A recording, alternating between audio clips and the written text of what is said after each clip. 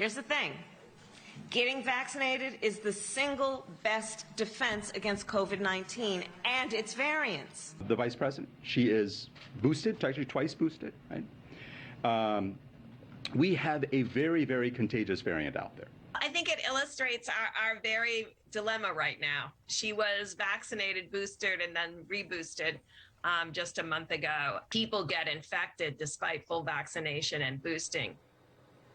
Vice President Kamala Harris testing positive for COVID-19 Tuesday despite getting 4 total doses of vaccine. The CDC, by the way, says nearly 6 in 10 Americans have had or they do have antibodies to the virus, including 75% of children under the age of 18. Interesting new numbers today. Let's begin right there with tonight's Dream Team panel. Fox News contributors Leslie Marshall and Jason Chaffetz. Okay, we all wish the Vice President a very speedy recovery. I hope she's like the majority of the cases right now, which seem very mild, and it sounds like she's in good shape. But I want to read something talking about these numbers that 60% of Americans have had COVID at least once, at least by what they've been able to parse. It says the high level of population immunity, this is Stat News, in the U.S. should help the country better weather future infection waves. While people who've been infected or vaccinated can get COVID-19, particularly if they're months out from their last case or shot, and the virus keeps evolving, they probably still have protection against severe outcomes.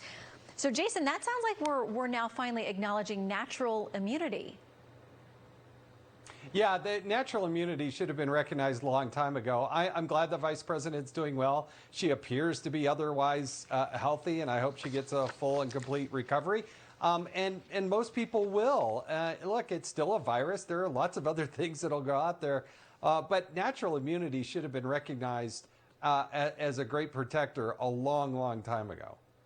Leslie, do you think we should keep getting these updates? I mean, Beto O'Rourke earlier this week, tested positive. Several senators, like, I get these emails and I'm like, at what point are we going to stop making these public announcements about positive tests? Shannon, are you in my mind? Because I think the same thing when I get I see it on Twitter, or I get the emails. I'm not trying to be, insensitive, but I don't think it should be breaking news. I mean, Leslie Marshall broke a nail. Now that's not going to make it to the front page. But yeah, I think there is a point because so many people have had COVID. I think you tweeted earlier today, I think the number might be higher. I agree. I was sick as a dog earlier this year. Everyone around me tested positive. I tested negative. I still think I had it even though I tested negative. But I think what we're seeing is actually exactly what medical experts were saying. One, I think they didn't say about natural immunity because they weren't sure, obviously.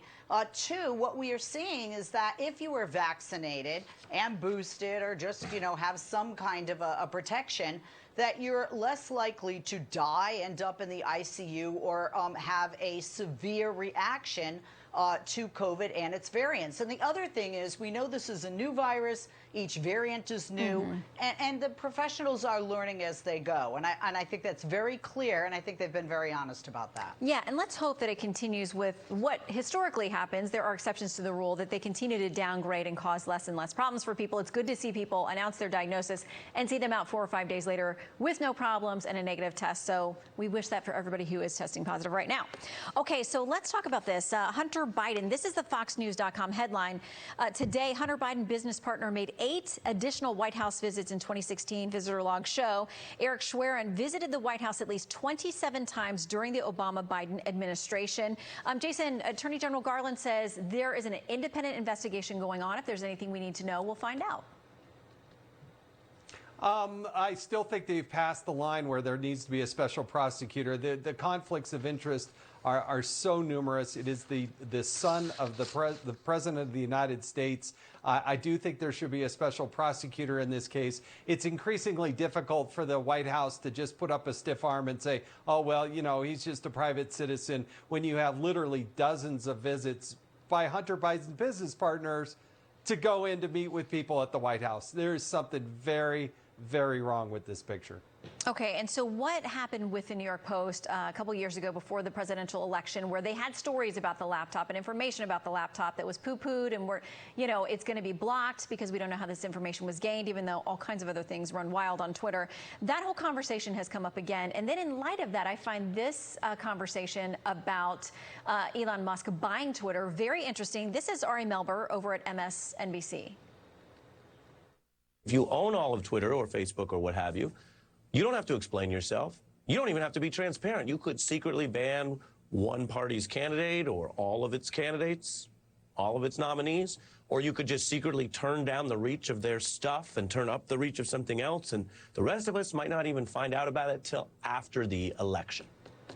Leslie, imagine if something like that had happened. You know, one of the things that bothers me about this, it's not just Elon Musk. When you have the owner, soon-to-be owner of Twitter, the owner of the Washington Post, the owner of Facebook, are three of the richest men in the world. And I honestly don't care what their politics is. It bothers me because it's like a monopoly on our thoughts, right? A monopoly on the information that we are fed. And I do have a problem with that. Something else I have a problem with today, and I kind of noticed this myself, somebody had mentioned something about Republicans gaining followers on Twitter today and Democrats losing followers. Well, I needed to do a little bit of research, and I found there was some validity to that, at least among the Democrats and Republicans that I knew. And this is less than 24 hours after the announcement is made. So that is a bit concerning. And again, just having those three rich guys controlling our thoughts, if you will, and what we're being fed, that's a concern.